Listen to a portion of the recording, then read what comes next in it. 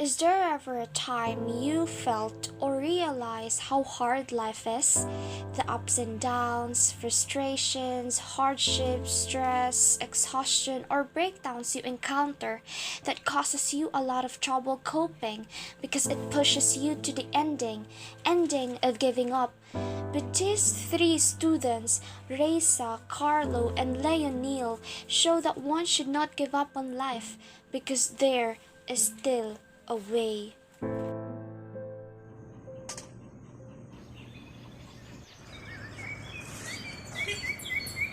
Lang ginamit. Kumabog naman ang battery no, lobo yun. Maawa naman wala.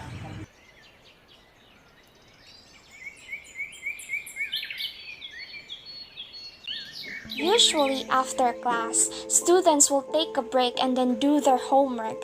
But these particular students don't have much time to rest because they still have to prepare for their work and commute to get to their working place.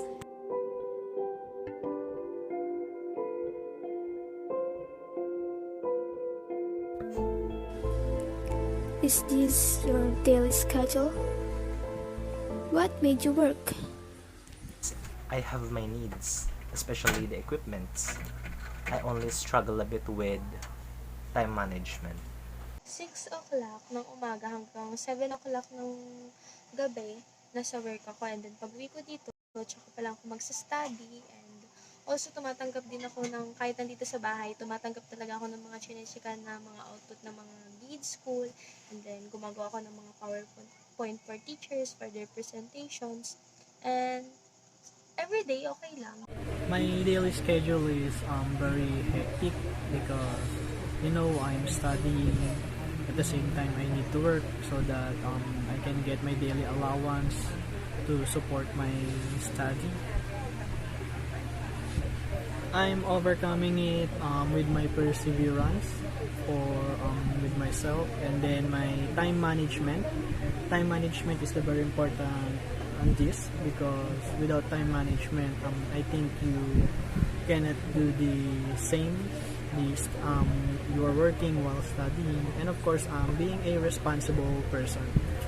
They do this on a daily basis, even while they are still studying, to help their families and fund their education.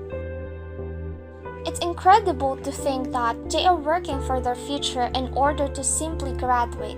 These students are extremely dedicated, hardworking, and capable, even if they are already struggling.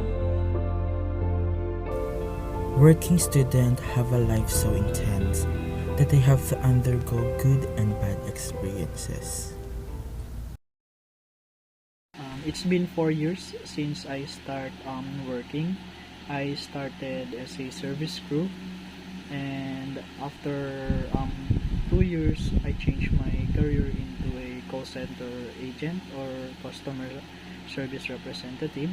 Actually, hindi pa man din pandemic, nagtatrabaho na ako dun sa pinagtatrabahuhan ko kasi pang 3 years ko na ngayon taon dun.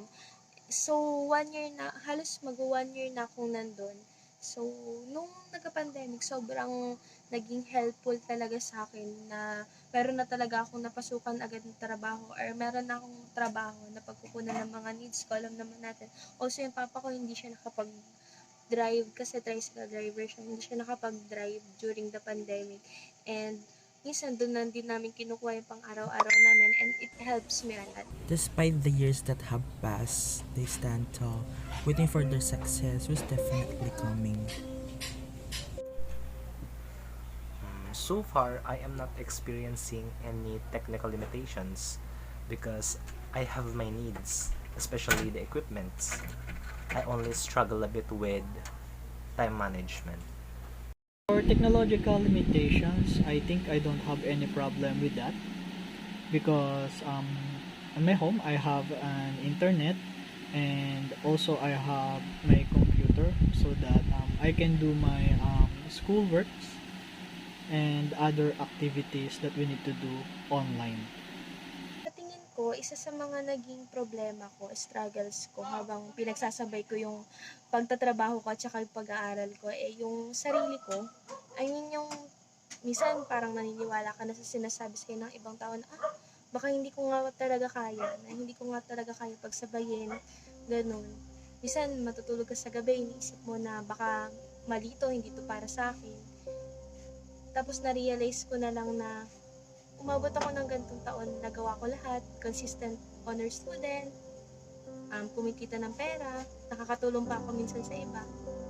Ayun, sobrang laki lang ng positive na natulong sa akin ng sarili ko, ng ibang tao. And I don't think na bad pace yun ng buhay ko. It's part of our lives and it's natural. 700 million students even have no internet access at home. It is even more sobering to find that half of the students kept out of the classroom by COVID-19. Close to 800 million students do not have access to a household computer. 43%, some of 700 million students even have no internet access at home. Studying all night and day can definitely affect mental health and physical health. While there is too much thinking or memorization, mental health is in trouble. I make money in such a way that it doesn't affect my physical health.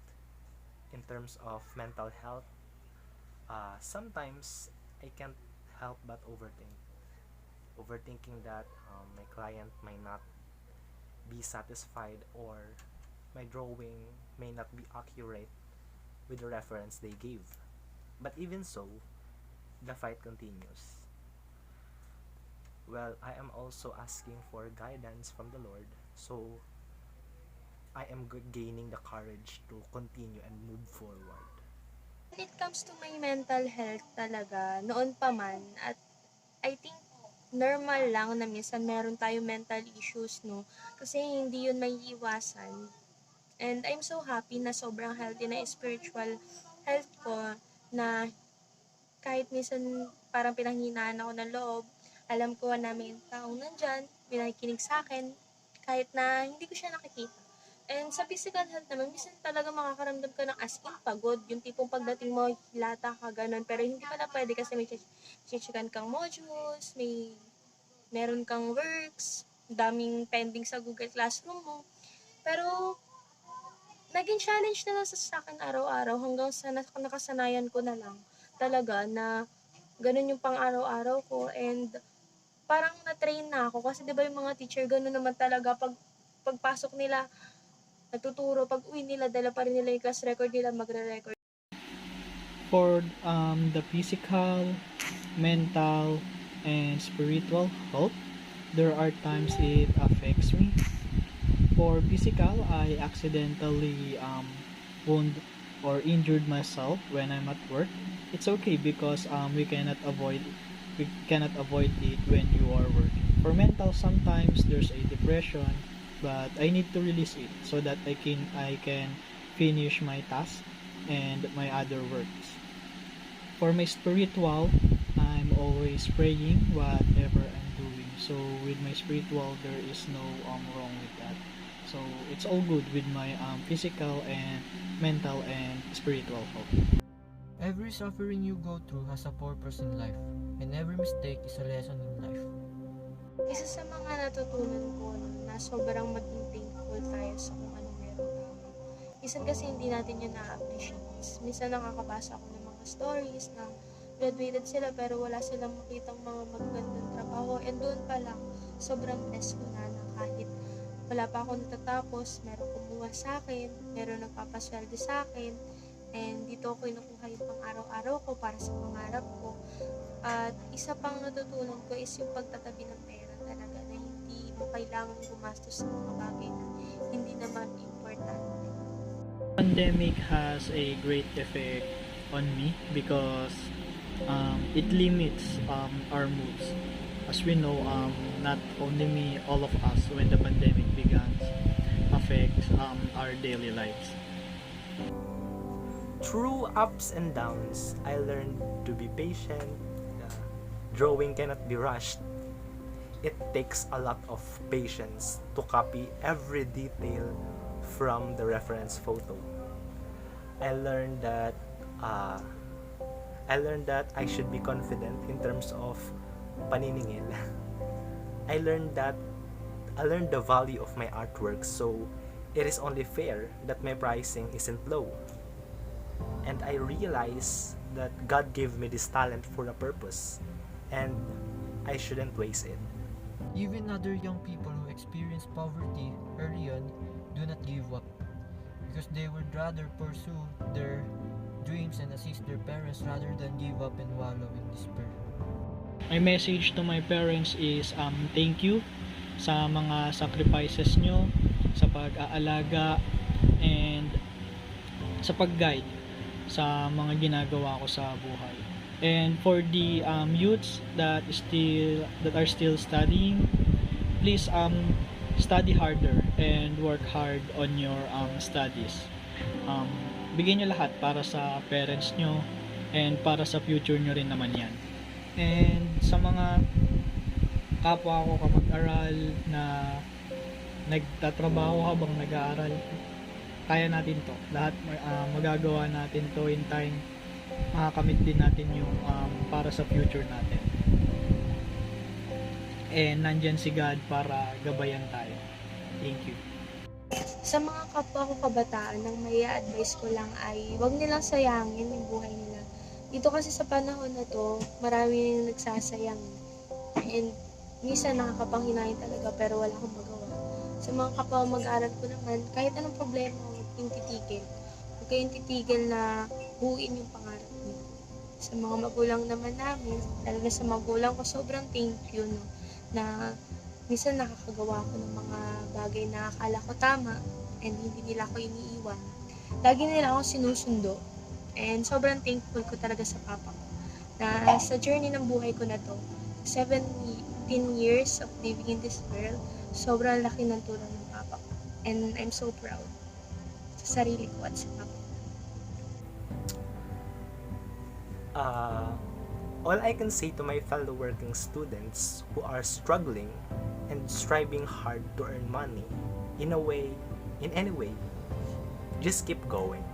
Yes, just fight no matter how exhausted you are. I also feel what you feel. That's why I can say this. My advice is learn to save money. Don't be a one-time billionaire. You all are strong and independent, and I admire that. Please don't be too arrogant. Just be humble. Yeah. And as for the parents, thank you for letting us help you. We are longing for your continuous support and guidance. And for those who's planning to become a working student, well, let me tell you that it is very, very difficult. You will go through a bunch of hardship and suffering, but always remember that if we can, I know you can as well. All that's needed is strong fighting spirit. That's all. Thank you. Again, I am Leonil Cerato, an artist.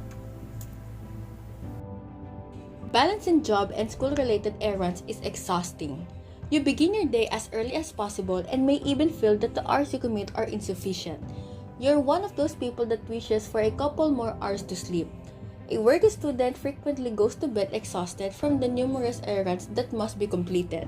DW Hatchat 2021 stated that students working during the pandemic had to reconcile schoolwork and jobs. Some working students reported that their jobs have increased their stress and obligations as a result of the pandemic, forcing them to adapt to new chaotic surroundings with additional safety protocols. Life is hard. This is what most people think, and so do working students. However, they do not simply give up and go with the flow. They make those struggles and disappointments into motivation and work harder to keep moving forward until they can achieve their goals and be successful. Though they still have a long way to go, they have already gained something, a lesson, and that will be a stepping stone for them to gain more, to find their own purpose and values in life, and finally, to success. Working students such as Reza, Carlo, and Lionel, are definitely role models for those students who are also facing their own battles to succeed. Unfathomable efforts, hard work, perseverance, and even failures. Above all, God's guidance and wisdom lie behind the mask of every man's success.